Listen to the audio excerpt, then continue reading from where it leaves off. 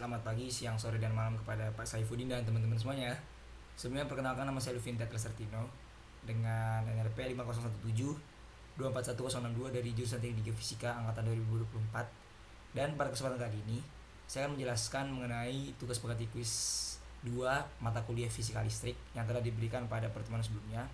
Nah, di sini soalnya terdapat 4 soal yang dimana itu merupakan soal yang menginterpretasikan materi setelah bab ETS sendiri. Nah, untuk soal pertama di sini terdapat sebuah kawat persegi. Kawat persegi itu yang di tengah sini. Nah, dia itu memiliki panjang A dengan panjangnya itu yaitu 10 cm. Nah, kemudian arus dari kawat persegi ini yaitu sebesar I3-nya itu sama dengan 2 ampere. Nah, kemudian di tengah-tengah dua bawah lurus sangat panjang masing-masing berarus I1, yaitu I1-nya ini. I1 itu sebesar 10 ampere. Nah, dan I2 itu ini sebesar 4 ampere. Nah, terpisah sejauh D. Nah, D-nya di sini yaitu 28 cm. Atau apabila kita ubah menjadi meter itu sama dengan 0,28 meter.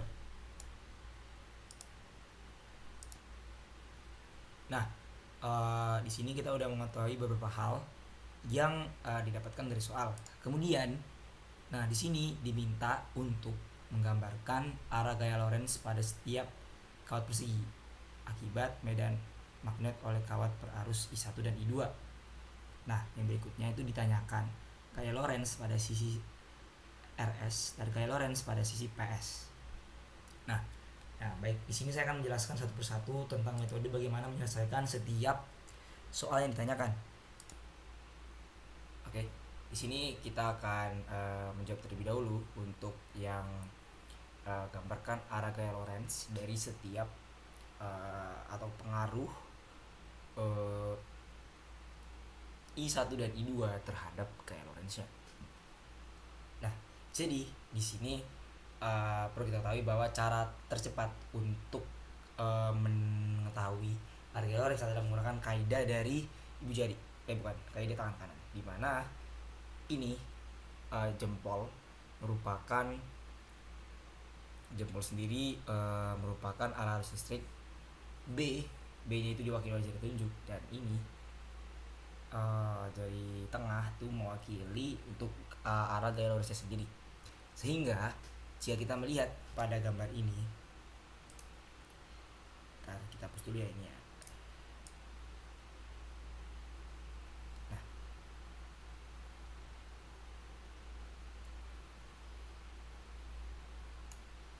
Nah, pada gambar ini sendiri kita terlebih dahulu kita udah mengetahui untuk arah arus dari masing-masing lapisan. Nah, kita tuh harus mengetahui terlebih dahulu arah dari medan magnetnya sendiri, apakah itu masuk atau keluar.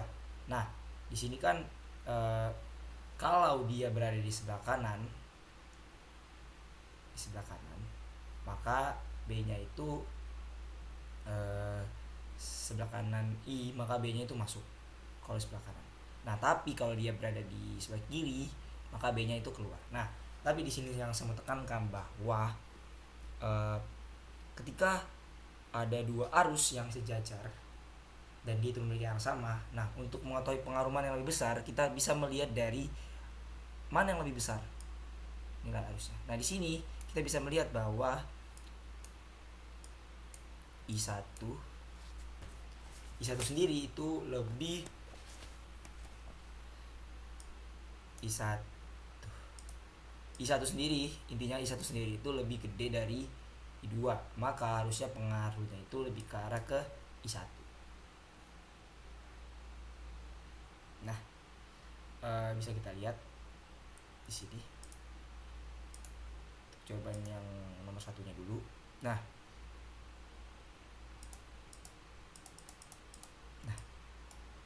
yang A. Nah, untuk yang di QR, nah kita bisa lihat menggunakan kaidah tangan kanan, di mana arusnya itu bergerak ke kanan. Nah, terus dia masuk ke dalam bidang. Berarti dia masuk. Nah, berarti untuk F-nya dia ke atas. Nah, kemudian untuk yang RS dia ke bawah harusnya. Terus sebenarnya terserah mau pakai yang kaidah maka yang terdekat apa ya, atau yang paling berpengaruh, tapi di sini saya pakai kaidah yang paling berpengaruh, di mana kita memakai I1, nah, di mana dia itu masuk. Nah, berarti arah ininya dia ke kanan. Nah, ini kan ke bawah, masuk, dan dia ke kanan. Nah, terus sama halnya berlaku untuk yang PS dan PQ, dimana untuk PS sendiri dia ke sini terus masuk, ininya ke bawah. Oke, sama berlaku juga untuk yang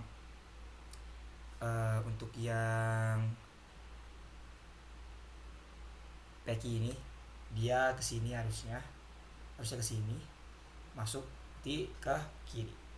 Oke, terjawab sudah untuk arah gaya Lorentz. Nah, nextnya kita akan mencari gaya Lorentz pada RS. Nah, di sini saya sudah mencari jawabannya. Saya akan menjelaskan dari mana saya mendapatkan atau dasar pemikirannya lah.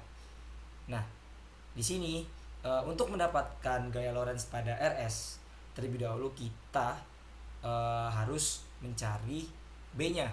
Karena rumus dari gaya Lorentz sendiri itu yaitu I dikalikan dengan A dikalikan dengan B. F sama dengan I dikali A dikali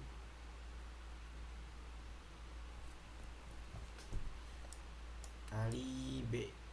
Nah, di sini kan kita udah tahu. Di sini I-nya kita memakai I3 karena kita memakai yang IR. Nah, I3 sendiri kan udah kita ketahui nilainya. I3-nya bernilai 1 ampere. Nah, di sini PR kita adalah mencari B.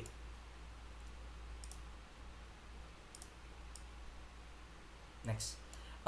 Untuk mencari B sendiri itu kita perlu meninjau dia dari setiap arus. Nah, di sini kita bisa melihat bahwa rumus dari B sendiri yaitu ini, dimana nu0 dikali I1 dikali 2 pi dikali R1 itu mengikut pada konteksnya. Di sini kan untuk B1 berarti kita memakai ininya 1. Nah, untuk B2 berarti kita memakai yang ini. Nah, oke. Di sini sampai sini kita udah kita bisa mendapatkan persamaan untuk mencari nilai B. Nah, kita kan perlu mengetahui jarak dari RS sendiri ke I1 dan I2 itu berapa. Nah, kita kembali ke sini lagi. Nah, ini kan dia tadi panjangnya 28.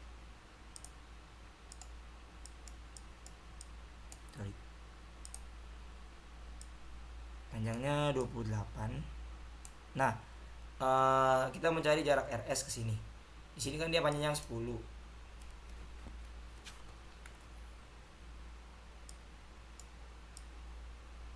Di sini kan dia panjangnya 10. Nah, otomatis kan berarti di sini sisa ini kan diambil 10, berarti 18. Kita bagi 2, berarti di sini jaraknya 9. Berarti untuk jarak ini RS ke I1 berarti ini tadi 28 dikurang 8. Kenapa? Karena di sini kan ada salah, berarti 28 dikurangi dengan 9. Berarti hasilnya adalah 19.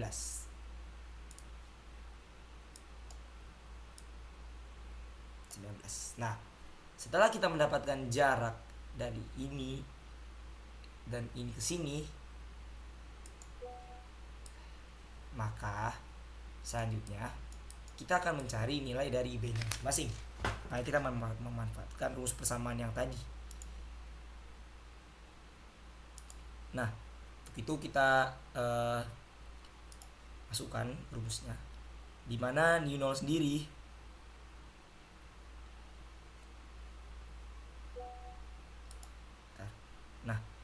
nu 0 sendiri itu merupakan 4pi dikali 10 pangkat 7 dikali 10 terus dibagi 2pi dikali 0,19. Nah, kita substitusikan untuk R nya. Kita kan tadi kita mendapatkan 0,19 untuk jarak RS ke I1. Nah, kita substitusikan. Nah, ini kita masukkan. Ini kita menggunakan I1 nilai 10. Nah, mendapatkan hasil yaitu 1,5 dikali 10 pangkat minus 4 Tesla. Sama halnya kita gunakan juga untuk B2, dimana di sini kita tinggal substitusi untuk nilai R dan I2-nya, dimana R2-nya 4, I2-nya 4, R2-nya 0,09. Nah, substitusikan mendapatkan nilai 1,714 dikali 10 pangkat 5 Tesla. Nah, selanjutnya kita akan menghitung nilai B total, di mana B total sendiri itu kan rumus resultan. Berarti kalau ada yang searah ditambahkan, kalau ada yang berlawanan arah itu dia dikurangi. Nah, di sini kita sudah melihat tadi bahwa B1-nya itu dia masuk karena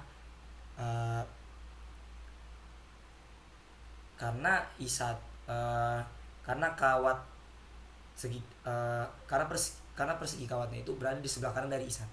Sedangkan B2-nya itu dia keluar karena dia itu berada di kiri dari I2-nya. Nah, di sini kita kurangkan, udah jelas bahwa di sini nilai B1 lebih besar karena dipengaruhi oleh nilai arusnya sendiri yaitu 10. Nah, kita mengurangkan B1 dikurangi dengan B2, maka mendapatkan nilai hasil sebesar 8,72 dikali 10 pangkat 5 Tesla. Nah, itu masuk bidang. Nah, terus kita tinggal kalikan substitusi ke rumus awal yaitu I3 sama dengan FRS sama dengan I3 dikali A dikali B. Nah, 2 dikali 0,1 dikali 8,72 dikali 10 pangkat 5 sama dengan 1,744 dikali 10 pangkat 5 ke kanan, sesuai dengan arah gaya Lorentz yang telah kita tentukan tadi, yaitu ini, ke kanan. Sudah sesuai. Selanjutnya kita meninjau untuk yang PS. Sama, kita perlu mengetahui terlebih dahulu jarak dari PS ke masing-masing I1 dan I2. Nah, karena PS ini dia vertikal, maka di sini kita tinjau dia dari pusatnya. Nah, seperti kita tahu bahwa ini adalah 28. Nah, maka jarak ke sini berarti 14. Jarak ke sini juga adalah 14. Nah, setelah kita mengetahui jaraknya, kita substitusi untuk nilainya, mencari nilai B-nya sama seperti yang kita lakukan di awal. Di sini,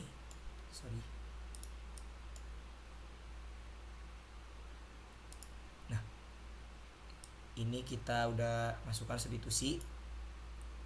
Nah, selanjutnya kita mendapatkan nilai B1 yaitu sebesar 1,43 dikali 10 pangkat 4 dan nilai B2 adalah 5,71 dikali 10 pangkat 5. Nah, di sini kita mencari lagi resultan untuk B-nya, di mana 1,43 dikurang dengan 5,71. Nah, mendapatkan hasil 8,59 dikali 10 pangkat 5 Tesla. Nah untuk FP-nya sendiri tinggal kita substitusi, yaitu I3 dikali A dikali dengan B-nya, yaitu 2 dikali 0,1 dikali 8 dikali 8,59 dikali 10 pangkat 5, yaitu 1,78 dikali 10 pangkat 5 Newton.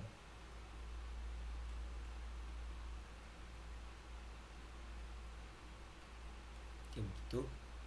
Oke, di sini ada kesalahan bahwa penulisan I3 itu harusnya 2 ampere. Dan tadi juga di sini saya ada kesalahan, harusnya di sini dikurangi dengan 9. Nih. Oke, next kita pindah ke nomor 2. Oke, selanjutnya adalah nomor 2 di sini. Kita baca dulu soalnya. Terdapat 2 kawat lurus berarus kawat 1 dan kawat 2. Lihat di gambar ini. Oke. Pada kawat 1 mengalir arus sebesar 1,2 ampere. Berarti di sini kita bisa tuliskan I1 1,2 ampere. Nah, di sini kita juga bisa tuliskan untuk I2 yaitu sebesar 1,5 ampere.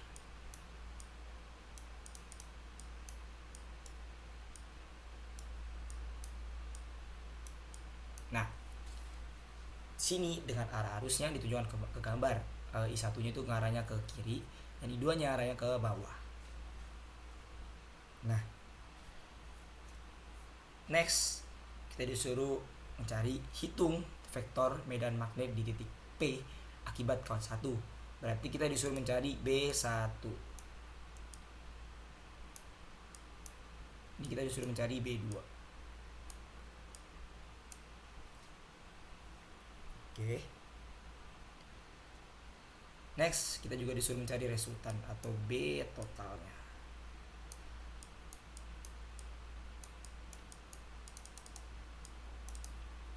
Oke, ini dia yang kita sudah cari. Nah, di sini kita hampir memiliki konsep yang sama seperti nomor 1, di mana kita diminta untuk meninjau pengaruh dari setiap kawat pada satu titik. Nah, karena sama-sama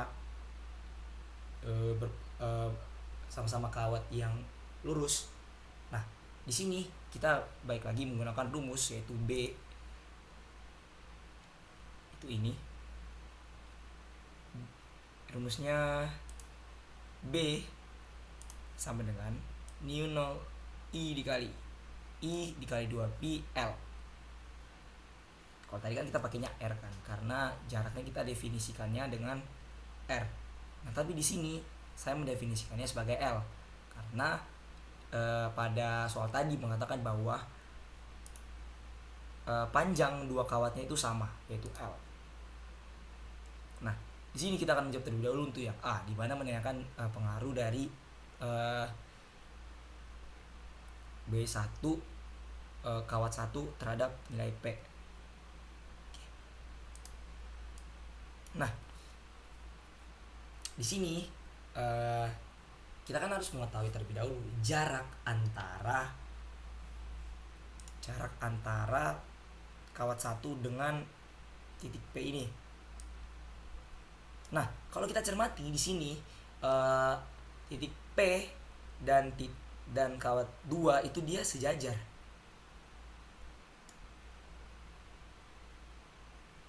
Dia sejajar. Artinya di sini bahwa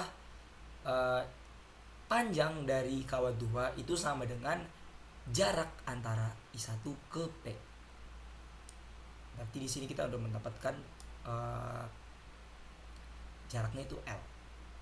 Nah, next untuk I1. Nah, I1 kan udah ketemu nih. Nah, kita bisa substitusikan nu 0 dikali I1 dikali 2pi L. 4pi dikali 10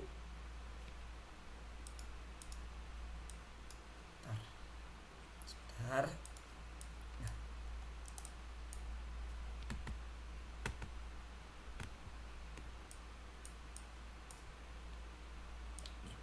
Nah, 4pi dikali 10 pangkat 7 dikali 1,2 dibagi 2pi L.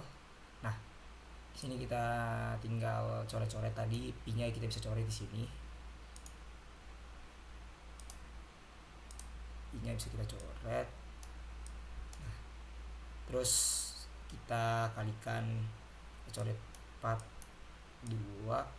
Nah, di sini karena L-nya kita belum ketahui tidak ada nilai pasti dari L, maka kita biarkan variabel tersebut untuk berada di sini. Oke. Nah, hasilnya kita mendapatkan nilainya yaitu 2,4 kali 10 pangkat 7 dibagi dengan L. Nah, di sini kan kita disuruh untuk mencari vektor. Nah, vektor sendiri merupakan besaran yang memiliki nilai dan arah. Nah, dengan memanfaatkan kaidah tadi yang sudah kita pelajari pada nomor 1, nah, nilai B sendiri dia itu keluar bidang.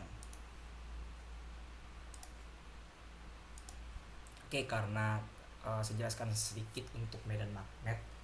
Ya, kita misal nih punya arus di arusnya, makanya mirror di tangan saya.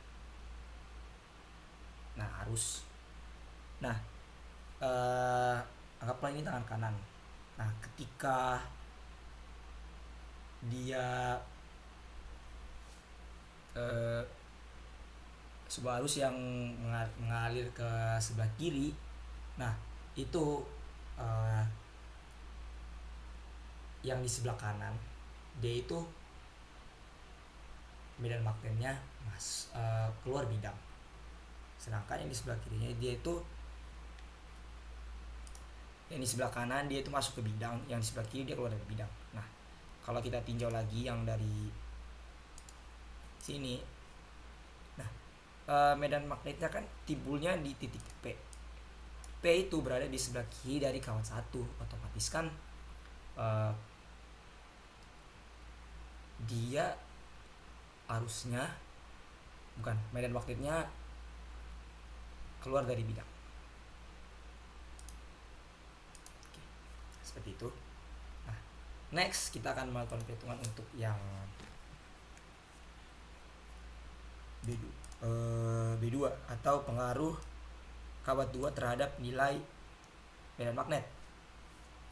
Kita terlebih dahulu harus mencari jaraknya. Di sini kan udah ketahuan nih jaraknya L/2.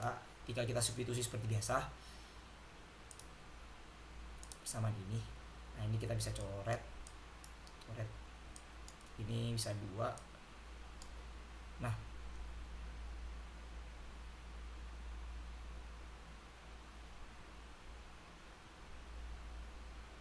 di sini 4 kali 1,5. Langsung saja kita ke 6 L. 6 kali 10 pangkat min 7 di per L.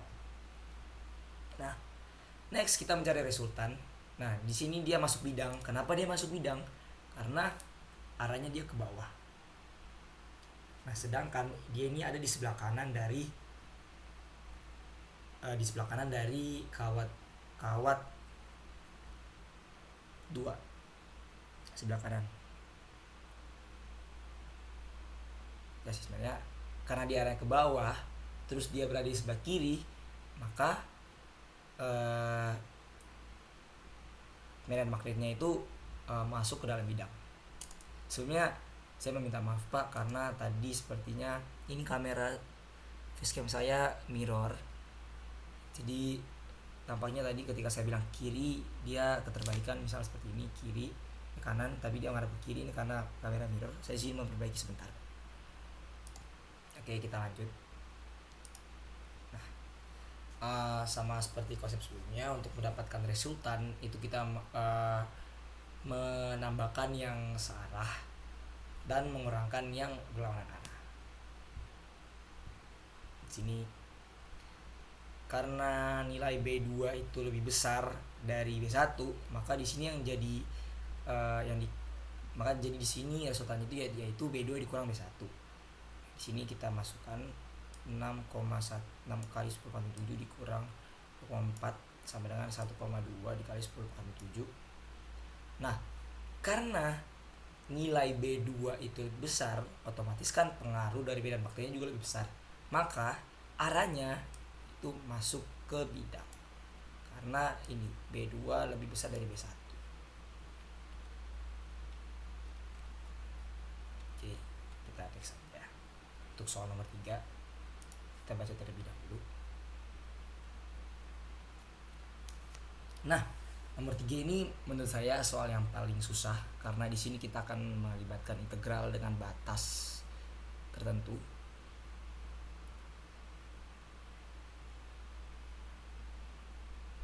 Nah, langsung saja kita masuk untuk yang nomor 3, yaitu sebuah kawat lurus sangat panjang dengan arus I berada di atas kawat persegi panjang dengan panjang L dan lebarnya itu W. Jika L-nya ini adalah 200 dan W-nya yaitu 10, hanya satu. Pertanyaan pertama adalah flux magnetik jika I-nya sama dengan I. Kemudian jika arus berubah terhadap waktu ini, di mana A dan B adalah konstanta, kita ditanyakan GGL induksi jika B-nya sama dengan 10 ampere per second dan kita disuruh menentukan arah. Nah, untuk menjawab nomor A ini kita langsung saja. Nah, rumusnya yaitu flux sama dengan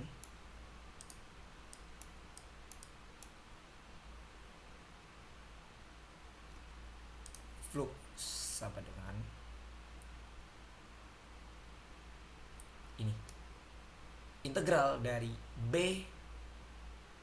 BT-nya dikalikan dengan LDR.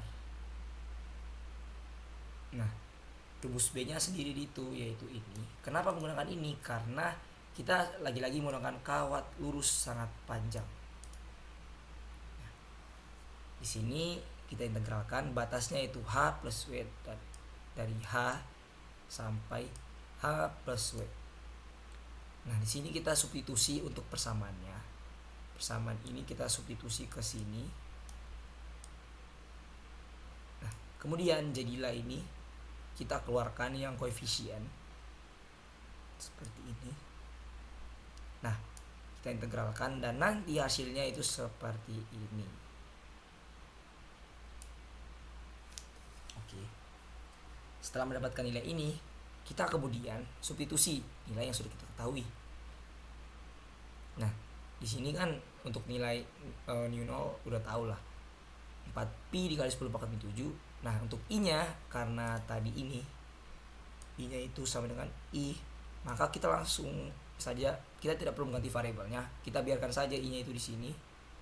Nah, kemudian untuk L-nya tadi kan 200, kita menggunakan 2.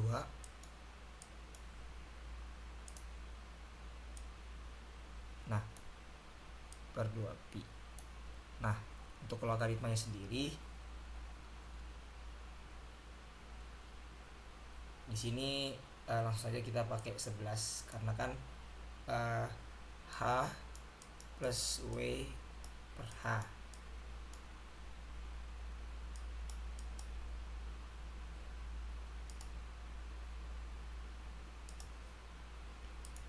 Nah, dimana di sini kita bisa dapat 1 plus 10 per 1 jadikan 11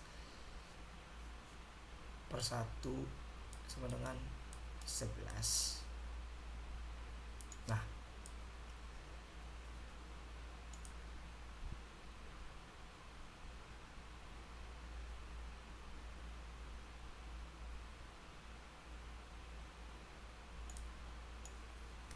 setelahnya kita substitusi nilainya, kita logaritma natural ini bisa menggunakan kalkulator. Nah, kita substitusi ke sini tadi nilai 11 nya. Nah, ketemu deh hasil dari flux magnetiknya yaitu sebesar 9,59 dikali 10 pangkat min 7 I Weber. Nah, di sini eh kita akan menentukan untuk nilai dari gagal induksi, di mana B sama dengan 10A per S.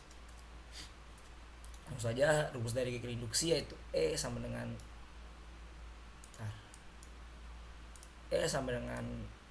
ini. Nah, karena I sama dengan A tambah BT, nah jadi DI per DT kita turunkan ini terhadap waktu, otomatis A-nya itu hilang, maka DI per DT sama dengan B. Nah, kita substitusikan di sini delta fluxnya. Fluxnya kan kita udah tahu rumusnya. Ini untuk rumus fluxnya. Kita substitusikan ini ke dalam sini. Rumus yang tadi kita temukan di sini, kita substitusikan ke dalam sini lagi.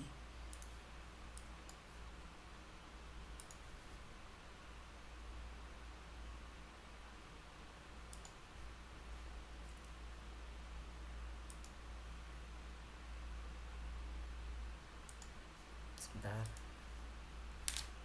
Nah, kita substitusikan ini ke dalam sini, akan mendapatkan nilai yaitu ini.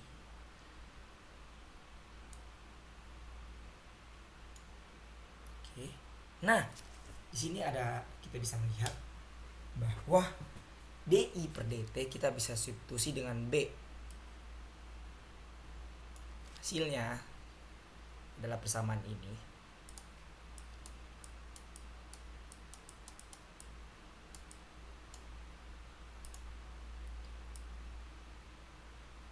Persamaan ini.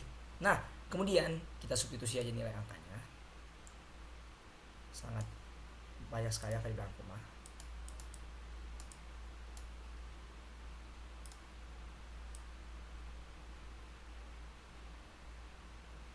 Nah, kemudian akan dapat nilai gagal induksinya seperti ini.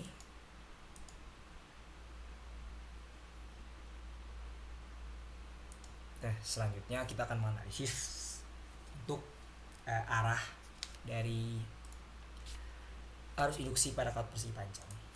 Nah, arus I bertambah terhadap waktu itu sudah pasti. Harusnya itu bisa kita lihat di atas ini tadi. Kita bisa lihat di sini. I-nya itu bertambah ketika waktunya semakin besar. Nah, setelah itu medan magnet B dalam loop masuk ke dalam bidang gambar. Oke.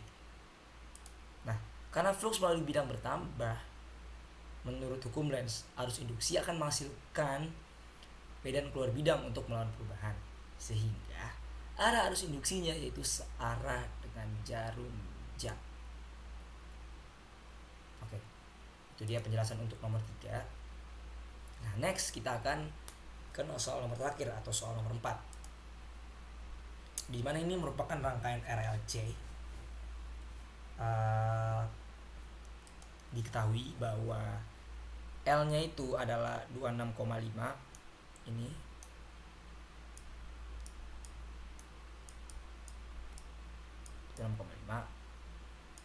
mH atau ini Henry ya, atau 26,5 dikali 10 pangkat min 3. Nah, untuk C-nya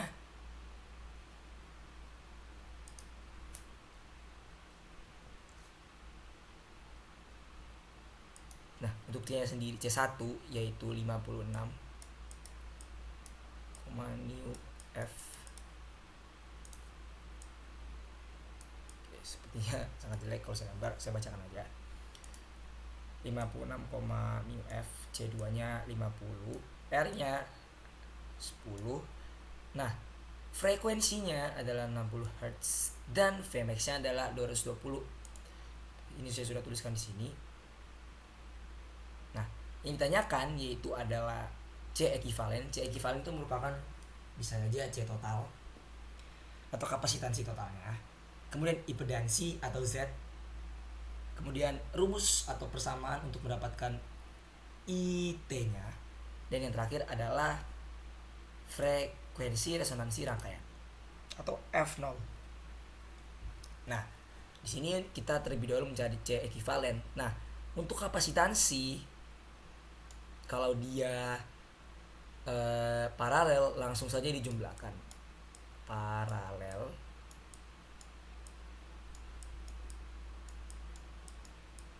dengan C1 ditambah dengan C2.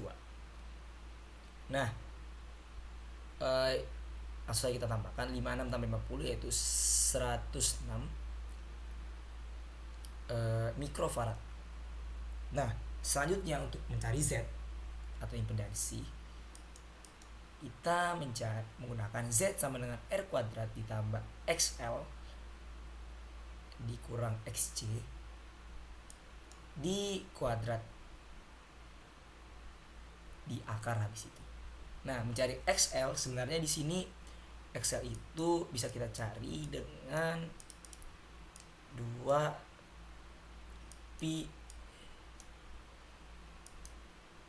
2πf kali L, di mana 2πf itu adalah W atau omega dikali dengan L. Nah, karena di sini kita nggak diberitahu omega secara langsung tapi diberitahu frekuensi, maka kita jabarkan rumus dari W sendiri yaitu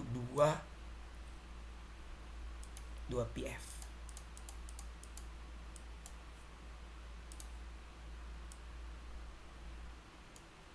Seperti ini.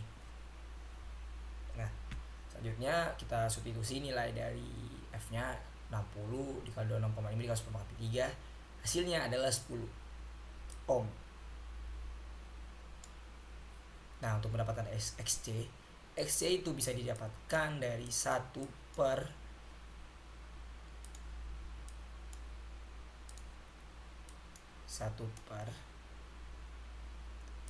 W atau omega dikali C. Kita jabarkan lagi karena kan kita cuma diberitahu frekuensi. Maka 1 per 2pi dikali 60 dikali 106 ini tadi mikrofarad. Mikro itu kan 10 pangkat 6. Jadi 1 dibagi 0,0399. Nah, ini hasilnya 25,06 ohm. Kita substitusi ke untuk nilai 2 ini, kita substitusi ke persamaan ini.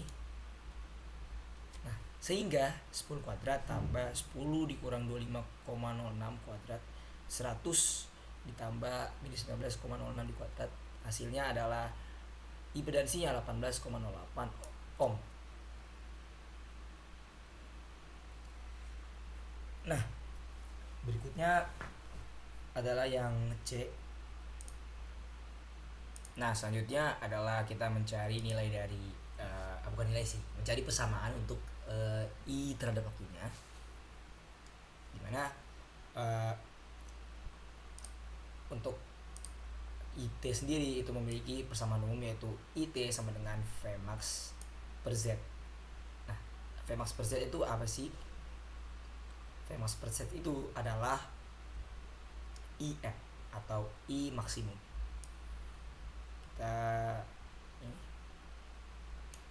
Untuk I maksimumnya kita bagi saja langsung Vm di per Z 220 dibagi 18,8 sama 12,16. Itu diketahui ya di sini Vm-nya 220 volt. Next, kita perlu mengetahui omeganya. Omega sendiri adalah 2pi dikali F seperti yang sudah saya tegaskan tadi. 2pi dikali 60 sama 120 pi radian per second. Nah, next untuk tannya transfuksnya kita temukan dengan rumus XC per XL dibagi dengan R. Nah, di sini 15 15,06 ini 6 ya. Kita bagi dengan 10 yaitu 15,06. Nah, menghasilkan sudutnya itu 56,6 derajat. Nah, kita substitusi semua nilai yang sudah kita dapatkan ke sini. Nah, untuk I-nya sendiri kan 12,16 dikali sin 120 pi T ditambah 56,6 derajat. Nah, itu untuk persamaan umum dari IT dari rangkaian ini. rangkaian RLC ini. Nah, next kita mencari frekuensi resonansi rangkaian, dimana kita menggunakan rumus F0 sama dengan 1/2pi dikali akar LC.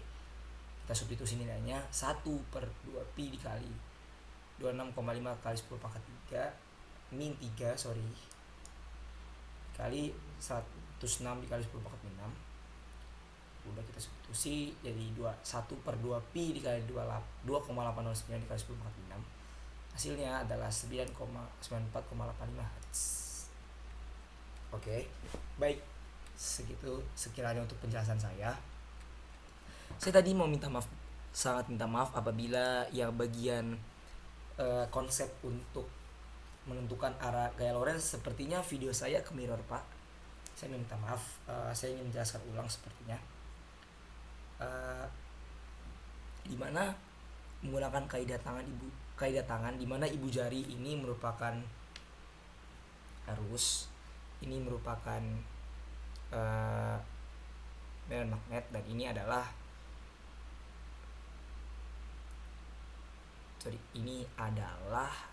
gaya Lorentz ya, arah gaya Lorentz. Saya jelaskan lagi, Pak. Contohnya, misal nih kita sesuaikan QR-nya, yang QR ini arusnya dia ke kanan. Nah, untuk B-nya saya memakai B1, B-nya masuk ke bidang. Terus kan kayak Lorentz-nya ke atas. Ini mirror dia, Pak, videonya. Terus saya pakai tangan kiri aja. Dia ke sini, ke